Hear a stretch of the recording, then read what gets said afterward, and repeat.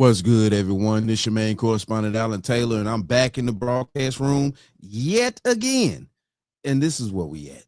So you clearly see the title of the broadcast, and this is where we at right here. So this young lady here is going to speak upon certain things. Now, I didn't go too far because we're at 6 minutes in this video right here. So we're going to try to tackle this whole situation. But the thing of this is she's saying she grew up never learning how to show men affection. Hold on. So what the French toast is there to think about? And I think this is something that needs to be talked about because we do have a lot of young ladies that are growing up single parent households, just like a lot of young men grew up in single parent households. And the balance of nature, the yin and yang, the Chinese say things like that. But this is really true. The balance of nature is not in a lot of the households, definitely in the black community. You know what I'm saying? And I'm a black man, so I'm gonna speak upon that. But it's just the truth. It's just the truth. So this is where we at right now. So we're gonna dive off into this. Quarters, nickels, and dimes, people. I am a woman who comes from a family of all women, and I hate when y'all make me agree with men. I hate it when men are right. I'm not gonna say they're right. I'm gonna just say they're not wrong. It's good enough, right? Recently, there's a man that that means they're right. I never really wanted to lose in my life, whether we were together romantically or just friends or whatever. I never wanted to lose that man. I lost that man. He described to me the exact way that I made him feel. Like in this instant, I felt like this. In this instant, I felt like that. And when I tell y'all I cried for 40 days and 40 nights, okay? Not only did I cry because I was fucking heartbroken that I was losing the man, but like I never in my life wanted to make anyone feel like that. And in fact, the things that I was or wasn't doing, I did it in hopes of not hurting him, but it had the exact opposite effect on him. Every man that I've ever dated have ever said, like, I don't know how much you like me, or I don't know if you like me, or like, I don't even know how you feel about me. And to me, I was just like, what am I not doing? Like, I don't know, I like you. What am I not doing that other women do? And no one was ever able to describe the way that they felt, but this man. That comes from the broken home situation and not having the true dynamic of seeing, mother and father actually, deal with each other. You know what I'm saying? Sometimes, like when I was younger and things like that in my family and stuff, I would walk in the room, stuff like that, and my father would be embracing my mother, maybe kissing her on the cheek, stuff like that. You know what I'm saying? And she would, be kissing him back on the cheek, and it was nothing that was, inappropriate, technically. But what I'm saying, to see your parents embracing each other and having, that type of dealing with each other, it shows you as a child how to, deal with your significant other as you grow up and things like that. You learn things, and what I'm saying, that goes throughout your family with grandparents, stuff like that, aunties, uncles, and they, embrace each other. They, talk a little slick and things like that to each other. It's, what I'm saying, but it's all in play. And these are the things that the true dynamics of having a, the two-parent household, also a family that's, a marriage type family, shows you as a child, and you grow up and you see these things and you know how to interact with your significant other once you get of age and able to, date, marry, things like that. And specifically described everything. And y'all, when I cannot stress it enough, like tore me apart. So to give you guys a little context on the way I grew up, because I know somebody's going to ask, let me give y'all my little family tree, okay? My dad's mom, my grandmother, had 2 children. My aunt, who was my yaya, who I grew up as her being like a parent to me. My yaya has no children. I was literally like her child. I slept in the room with her. She got me up, got me ready for school. She came and picked me up from school, took me to doctor's appointments, everything that a parent would do.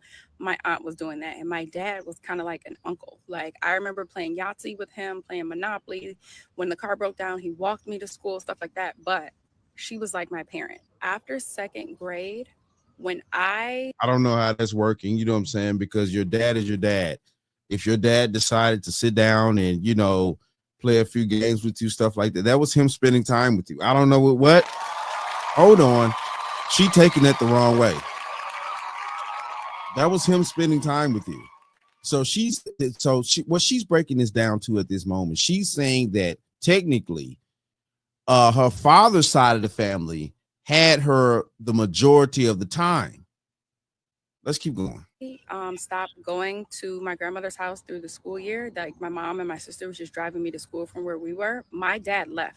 My dad moved to Canada, and we didn't really have a relationship. Like I would call him on his US phone number, and then he would call me later from a restricted number, like whenever he got the missed call. That was pretty much sums up our relationship. I went to visit him one time in Canada. I think I was in high school. I was either in 8th or 9th grade. It was so awkward, y'all.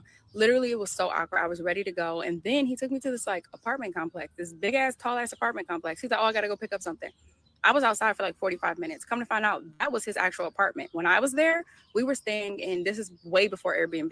We were basically staying in an Airbnb. And how I know it is because when we went in there, it had like furniture and stuff, but it's no personal belongings in this place. Like it wasn't any photos, it wasn't any clothes, it wasn't anything. It was literally like an Airbnb.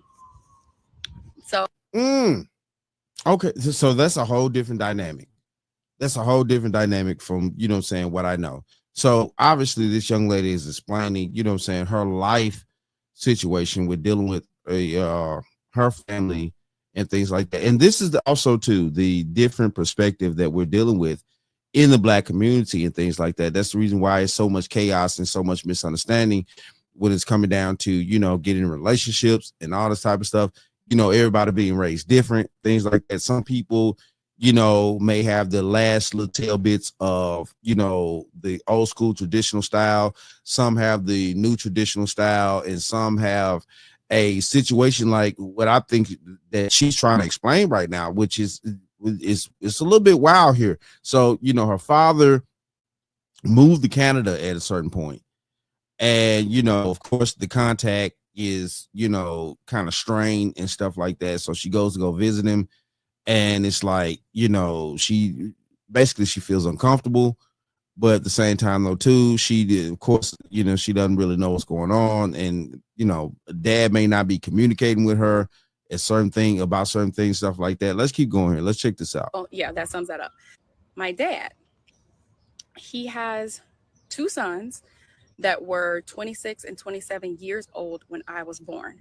My dad was 45 when I was born. With all that being said, Okay, so she was born to an old man, and I don't mean that in a bad way, but she was born to a older man. So, you know, yeah, that does make quite of a difference. brothers weren't really around when I was growing up. Like, yes, they came to visit me, but it was just like a family member visiting. They didn't feel like a part of my immediate family. I don't even think I've ever even been to my brother's house, like either one of my brothers. Like to this day, if I have gone to their house, I'm too little to remember it. Don't know. So that's my dad's side.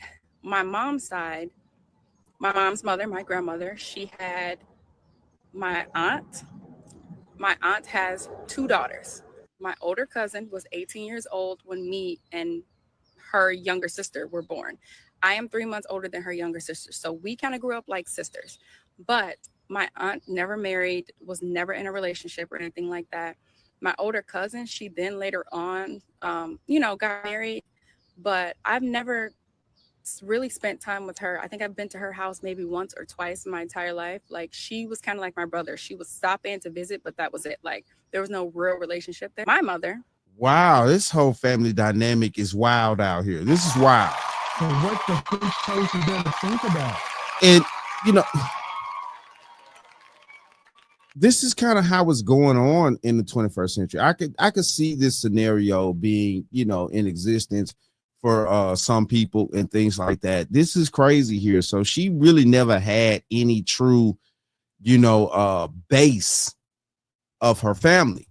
You know what I'm saying? It's been total, you know what I'm saying? She got, you know, on her mother's side, it's aunts that's having children that are age and stuff like that. They're not explaining that. And then, you know, father's side, she said her father's sister, you know, kind of embraced her, you know, basically to, you know, take care of her and things like that. Like, you know, the father's sister, you know, like that was her mother, stuff like that. This is okay.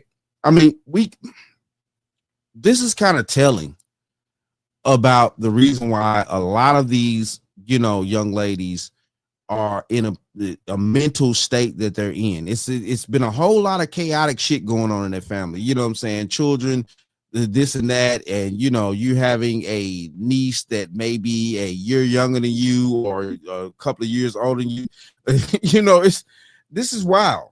Is the middle child. My mom had my older sister. She was 14 when I was born. Last relationship I remember seeing her in was when I was like 2 or something. They broke up. I never saw her in any relationships. My mom has never been in a relationship. And then my grandmother had my uncle. He struggles from severe mental health issues. So he's been around, but we've always had to care for him. He hasn't been able to be like a functioning family member in the sense of the way you would think an uncle would function in the family. So I say all that to say that's it. No one has been married. My yaya was married, but they were separated before I was born. My mom hasn't been married. My aunt hasn't been married. My dad wasn't even married. Like, I have never in my life seen a relationship play out, a good one, a bad one, just in general. Everything I know about relationships and from men are from what I see on TV or what I see from someone else's family. Like, when She explained, listen, look, So what the French toast is there to think about? and this is where a lot of our this is where a lot of, you know what I'm saying, our black women and black young men are at. They're not seeing the family dynamic that, you know what I'm saying, like my generation, you know what I'm saying, we, you know, I'm early 40s and things like that. I've seen the marriage and stuff like that, like I said, and you know, a few others in my generation have too as well, and previous generations before. You know, even though it still was chaos, it still had, you know, it still had its, you know, its problems and things like that. But you know, the majority growing up in my day, the majority of people were still married and things like that. Even, you know, of course, you know, everybody had chaos, stuff like that. Nobody's perfect, you know what I'm saying? Even though they tried to hide it, whatever. But in today's society, it's not even that. It's the fact that there's no, like this young lady just said, there's no marriage at all. There's no real, she hadn't seen any of the men or women in her family in any type of relationship long term. Any type of relationship. You know what I'm saying? She probably hadn't even seen her mother and father actually embrace each other, you know, kiss each other, anything like that. You know what I'm saying? Which I've seen that in my family, and you know what I'm saying, my aunts and uncles, and you know, say growing up with, you know, my mother and father, and also, you know what I'm saying, with my grandparents, stuff like I've seen the embracement and things like that, you know, in my family and stuff. I get it, but at the same time though too, it's like, yeah, I can understand what's going on out here because this is crazy right here. And she hadn't seen any type of affection in her family amongst the women to the men and amongst the men to the women. She hadn't seen any affection. So what the French toast is there to think about? So we have to understand what a lot of these young people are dealing with when it comes to, you know, trying to get into these relationships. And we're wondering why the relationship dynamic definitely in the black community is in a disarray. And, you know what I'm saying, things like that, because, you know what I'm saying, the affection that needs to be there to maintain to keep which is the glue of a relationship, um it's not there, and she's plainly, you know, putting this out there. Man, wow, this is wild. Hey, I was in high school, I babysat for my coaches and I was close to them. So they were married. I would see that dynamic, but like you don't get to see it on an every day-to-day basis. It's different. I have no idea like how to navigate a relationship. I don't even know what it feels like to live with a man, if I'm being honest, like of any sort, romantically, platonically. I have no idea how it feels to have a man in your life, you know, in like a position of authority. I've never had it, and it has affected me. And when that man was on that phone describing the way I made him feel, because like I said, men have always told me that, you know, I don't know if you like me. I don't know how you feel for me. I don't know this. I don't know that. But they've never described it. When that man was on that phone describing it, it broke me down so bad, y'all. I was like, I never want to make anyone feel like this. So that's when I really started learning, like, why do all men say this? Like, this is a man that I didn't want to lose. How am I losing this man? Like, what am I not doing? What is going wrong?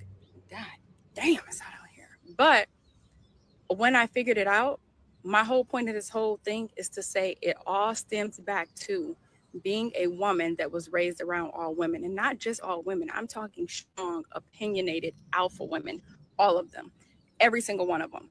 There's not a passive woman in my family, and we're all single. So, yep.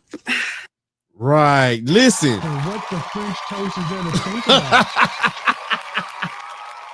This is where we at, man. This is wild right here. So she explained the whole nine. That's the reason why I titled this broadcast the way that I did. You know what I'm saying? I knew, even though we just got this far together. I just dove off into it just a few seconds. I didn't even get this far. I promise you I didn't. I promise you I did not. This is wild right here. I knew this was going to be a good one when I saw the title of this young lady's video. And yeah, man, it's wild out here, but this is the dynamic that we're at right here. Definitely with the 21st century in the dating market and things that we in.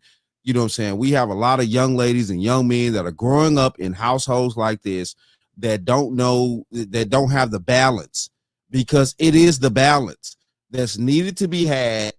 And, these households with us as, human beings and stuff like that, to, raise our children, to show them the balance that it takes in order to be able to love the opposite sex like we're supposed to, and things like that, because we gravitate to each other. We're supposed to love each other. Men and women, we're supposed to be there for each other. That's the only way that we can survive on this planet. That's the only way things have been, prospering on this planet for thousands of years. It's the only way that it's going to work. And we're at an age now to where we don't have that respect and, love for each other and stuff like that because of such brokenness and, other society entities that been involved in dismantling things and stuff like that. It's just the truth. But yeah, this is where we at. This young lady decided to, come on here. Shout out to her for explaining things from a woman's perspective about what she's seen in her household and how she grew up. And it's a great, she did a great job on definitely letting other women know, and also us men know, about how things are growing up when you grew up in an all-woman's household, basically, aka a feminist household. And what the French toast is there to think about? Real talk. But it is what it is, though. Shout out to all my subscribers. Mad love to y'all. If you're new to the channel, please hit that like, share, subscribe button. Make sure you ring that bell to be notified whenever I decide to post things. And like I always say, and that, my friends, is the bottom line. That, my friends, is the bottom line.